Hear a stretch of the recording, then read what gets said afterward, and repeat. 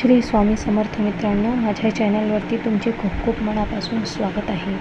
तर अधिक महिन्यात आपल्याला कुलदेवतेची ओटी कशी भरायची, तर कुलदेवी ही आपल्या घरातील सगळ्याचं रक्षण करणारी देवी आहे आणि त्याची ओटी भरण्याची पद्धतसुद्धा आपल्या पद्धतीतच भरायली पाहिजे. म्हणजे जे आपल्या पुढ्यात चालते तशाच पद्धतीत आपण ओटी भरायची आहे. ओटी भरताना काही गोष्टीची काळजी घेतली पाहिजे. कुलदेवी ही कुलाचे रक्षण करणारी असते, तसेच दुर्गा देवी देखील आपलं रक्षण करणारी असते. म्हणून देवीची ओटी भरायची असते. याने प्रत्येक मनोकामना पूर्ण होतात.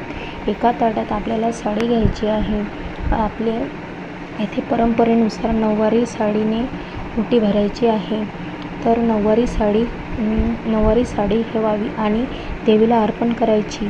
साडी सुती किंवा रेशमी असावी, कारण या धाग्यांमध्ये देवतेकडून येणाऱ्या सात्विक लहरी ग्रहण करण्याची व धरून ठेवण्याची क्षमता इतर धाग्यांच्या तुलनेत अधिक असते.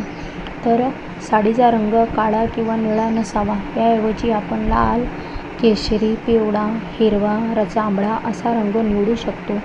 एका ताटात आपल्याला साडी ठेवून तिच्यावर खण, ज्याचा रंग देखील शुभ असावा, जसा लाल, सोनेरी किंवा इत्यादी.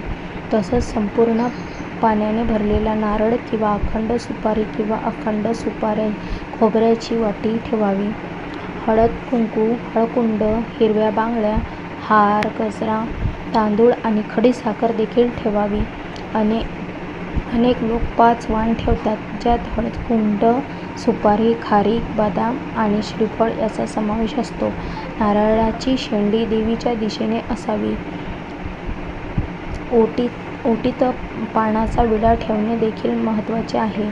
याला तांबूल असं म्हणतात. यात सुपारी, तंबाखू नसावा. नंतर ताटातील या सर्व वस्तू हाताच्या ओंजळीत घेतल्यावर त्या स्वतःच्या छातीसमोर येतील अशा पद्धतीने देवीसमोर उभे राहावे. देवीकडून चैतन्य मिळावे आणि आपल्या आध्यात्मिक उन्नती व्हावी अशी देवीला भावपूर्ण प्रार्थना करावी आणि ओटीचे साहित्य देवीच्या चरणी अर्पण केल्यानंतर ओटीच्या साहित्यांवर तांदूळ वाहावेत. मंदिरात देवीला अर्पण केलेली साडी तिथेच अर्पण करायची असते.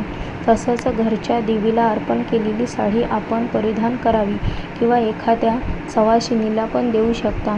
तसेच नारळातील खोबरे प्रसाद म्हणून ग्रहण करायचे आहे आणि ब्राह्मण किंवा गुरुजींना आपल्याला शिधा म्हणजे दक्षिणा द्यायची आहे.